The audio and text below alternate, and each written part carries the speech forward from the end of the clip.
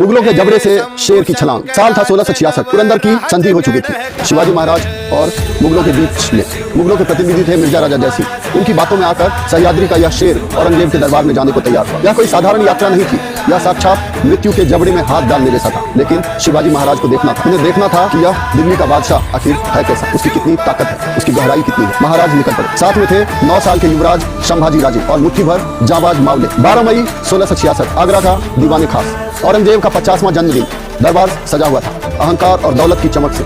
तभी प्रवेश होता है हिंदवी स्वराज्य के संस्थापक शिवाजी महाराज का। लेकिन औरंगजेब ने क्या किया? उसने महाराज का स्वागत करना तो दूर, उन्हें तीसरी कतार में खड़ा कर दिया। उन सरदारों के पीछे जिनकी पीठ महाराज ने युद्ध में कई बार देखी थी। यह अपमान, यह तिरस्कार। सह्याद्री के वीर का महाराज की आंखों में खून उतर आया, आंखें लाल हो गई। उन्होंने भरे दरबार में औरंगजेब से मुंह फेर कर बाहर का रास्ता पकड़ा। सन्नाटा छा गया। आज तक किसी माई के लाल में इतनी हिम्मत नहीं थी कि वह आलमगीर को पीठ दिखा सके। औरंगजेब कुछ बोला नहीं, मुस्कुराया। उसने सोचा पंछी जाल में फंस गया। शिवाजी महाराज को जयपुर भवन में कैद कर दिया गया। पहरे पर बिठाया गया क्रूर कर्मी फौलाद खान को। 5000 सैनिक नंगी तलवारें लेकर पहरा देने लगे। तोपों के मुंह हवेली की तरफ घुमा दिए गए। सबने मान लिया था अब शिवाजी का अंत निश्चित है, या तो इसे जहर दे दिया जाएगा या मार डाला जाएगा। लेकिन वह ये भूल गए कि शरीर को कैद कर सकते। शिवा की बुद्धि को महाराज ने पैतरा बदला। शेर मेमना बन गया। उन्होंने बीमार होने का नाटक किया। पेट में भयानक दर्द। कई सारे हकीम आए, वैद्य आए। महाराज ने कहा मेरे स्वास्थ्य के लिए मुझे साधु संतों को मिठाई और फल बांटना। बड़े बड़े बांस की टोकरियां मंगवाई गई। हर रोज उन टोकरियों में मिठाइयां बाहर जाने लगी। पहले दिन पहरेदारों ने चेक किया, दूसरे दिन चेक किया, तीसरे दिन फिर उनको लगा कि मिठाई ही तो है, इसमें क्या चेक करना। ऐसा कहकर उन्होंने चेक करना बंद किया। 17 अगस्त 1666 वह ऐतिहासिक दिन। शाम ढल रही थी। महाराज और युवराज संभाजी दोनों बड़े बड़े पिटारों में बैठ गए। लेकिन रुकिए, अगर पहरेदारों ने कमरे में झांका तो बिस्तर खाली देखकर शोर मच जाएगा। अभी आगे आए हीरोजी फरजंद। हीरोजी फरजंद एक ऐसे मामला थे जिनका पूरा शक्ल, पूरा चेहरा, हुलिया सब कुछ शिवाजी महाराज से मिलता था। उन्होंने महाराज के कपड़े पहने और महाराज के पलंग पर लेट गए। मखमली रजाई ओढ़ ली और हाथ में वही मोतियों की माला ले ली।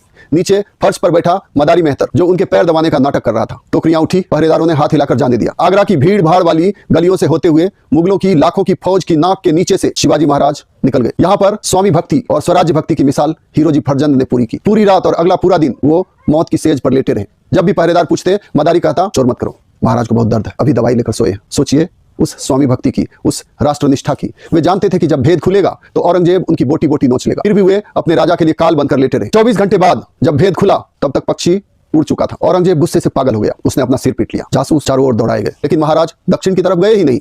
वे गए मथुरा। वहां पर सिर मुड़वाया, शरीर पर भस्म लगाई और बन गए एक बैरागी साधु। 1000 किलोमीटर का सफर, जंगल, नदियां, दुश्मन। युवराज संभाजी को सुरक्षा के लिए मथुरा में ही अपने विश्वस्त लोगों के पास छोड़ा और आंधी की रफ्तार से रायगढ़ की ओर बढ़े। रायगढ़ का वो सूर्योदय। करीब 2 महीने के बाद रायगढ़ के दरवाजे पर एक साधु आया। वह सीधा जीजा माता के पास गया और उनके चरणों में गिर पड़ा। जीजाबाई ने उस स्पर्श को पहचाना। उन्होंने गौर से देखा। शिवा, हाँ मां साहब, मैं मौत के जबड़े से वापस आ गया।